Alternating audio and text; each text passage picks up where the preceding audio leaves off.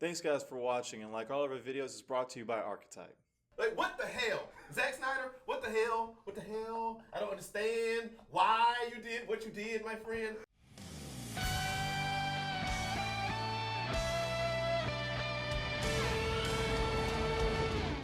Hello there, everyone. Welcome back to Geekin Out. I'm yours truly, the Nate Meister, and here with me is Akil. Akil, my name is Akil. I'm the interim director of the film program at Clayton State University. That's right. There you and go. I'm very happy to be here at Geekin Out. I'm ready to talk to y'all about these movies.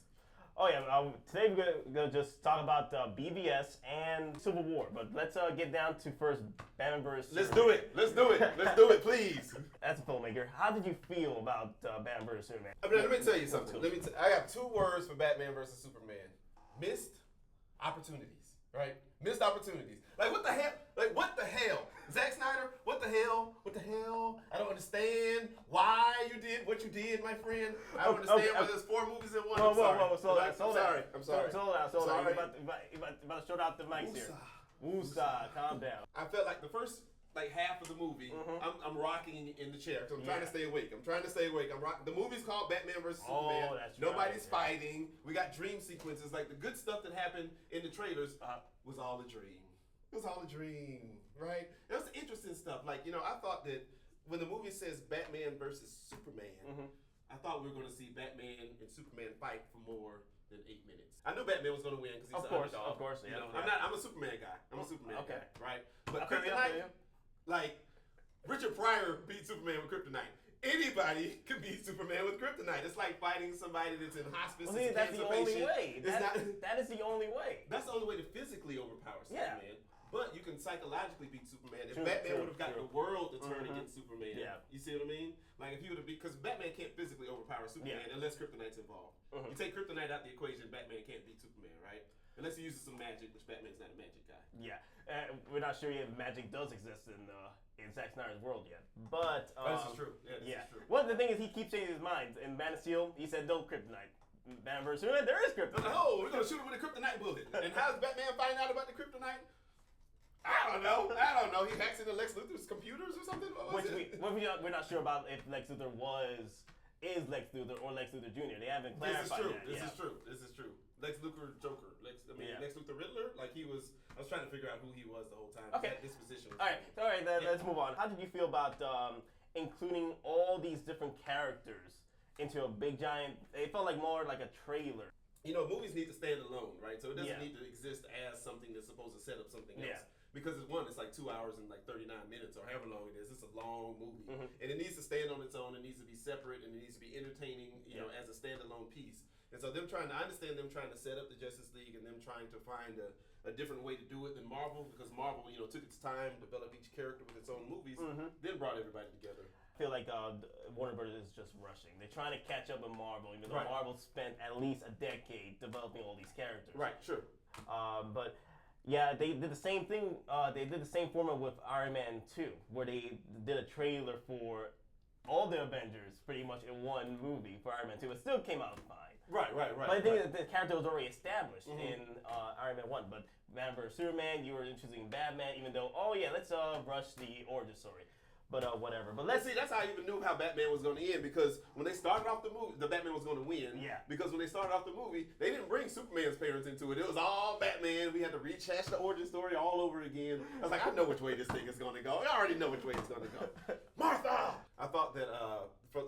They tried to make 3 movies in one. Yeah. Batman vs. Superman is one movie. The Origin of the Justice League is another movie. Yeah. And The Death of Superman is a third movie. Right? Yeah. And The Death of Superman is such a powerful story that it deserves more than the last 35 minutes of this movie, right? It deserves a lot longer than to be 35 minutes of a movie. It deserves a whole thing. When in the comic books, when The Death of Superman happened, Doomsday rolls through the entire Justice League while Superman's carrying a baby on his back. Superman's trying to get a baby from the hospital to the special care unit, and he's flying in. He's flying with the baby, and he's flying and fighting Doomsday, if memory serves. And then Superman gets free from the baby and then is able to stop him. But it deserves its whole moment. The Death of Superman is a very powerful, very impactful thing. And I think that we should sort of feel that whole moment. After the Justice League is formed, then we should get Doomsday. Doomsday rolls through everybody, and then Superman's there to stop him, and then Superman dies, stopping Doomsday. Rather than this all this gumbo movie that came out. And it wasn't good gumbo. Yeah. Pretty much, you're not on the boat for Man vs. Superman. Yeah, I'm off the boat for that one. Yeah, I'm swimming. I'm doing the backspin on paddle back to the island. I'm not on the boat for Batman versus Superman. Captain America's Civil War. You remember reading the original comics? I do. Yes. Yeah. How did you feel that compared to the film?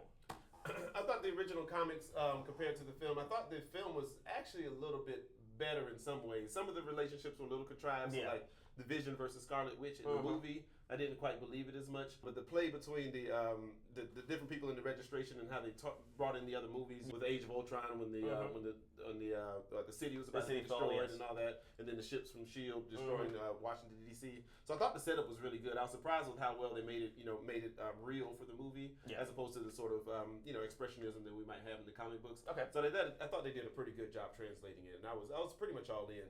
You know what they did with Ant-Man was fantastic, making him Giant Man. I was like, oh, I see it. Oh yeah. There was a lot of cool cameos in that final fight. Everybody was expecting that fight to be epic because that was the whole thing that was in the trailer was just that fight. Right. Sure, absolutely. Yes. Now the special cameo in this film, they try to keep it a secret, but they just had to reveal it. Sure. Spider-Man cameo. Yes. How did you feel about that? Well, me, I'm still an Andrew Garfield guy. I loved Andrew Garfield Spider-Man. I loved him as Peter Parker. I originally thought that they were going to bring in Andrew Garfield and bring him in. Into the fold him on into the thing because I thought he was. Toby, I never quite settled with Toby. Toby, even, back in the day with Spider-Man 1, 2, 3, Toby didn't quite satisfy the itch for me. But Tom did a good job. Tom was a fine actor. And I like what they did, to make the character a little bit younger. And it made sense as far as how Tony Stark was in with him. Yeah. So I thought he did a fine job. Oh, yeah. I love the whole relationship with Tony Stark. And I love the fact that there might be a relationship between Tony Stark and Aunt May. So I'm like, oh, my God. Right. They're bringing it in, baby. They're making it happen. Tony Stark can get anybody. You know what I'm saying? Exactly. Billionaire, playboy, philanthropist. It actually was a bigger cameo than Spider-Man, but Black Panther.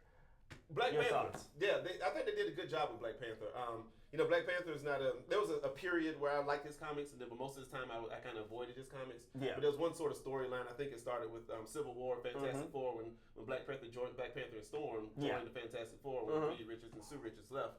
So from then on until about when he lost his Black Panther title and his sister took over. Yeah. Around about then was when I was reading his comics. I wasn't excited when they said that he was coming into the Marvel Cinematic Universe. I was kind of like, oh. But when I saw Black Panther on screen, I was like, oh, okay.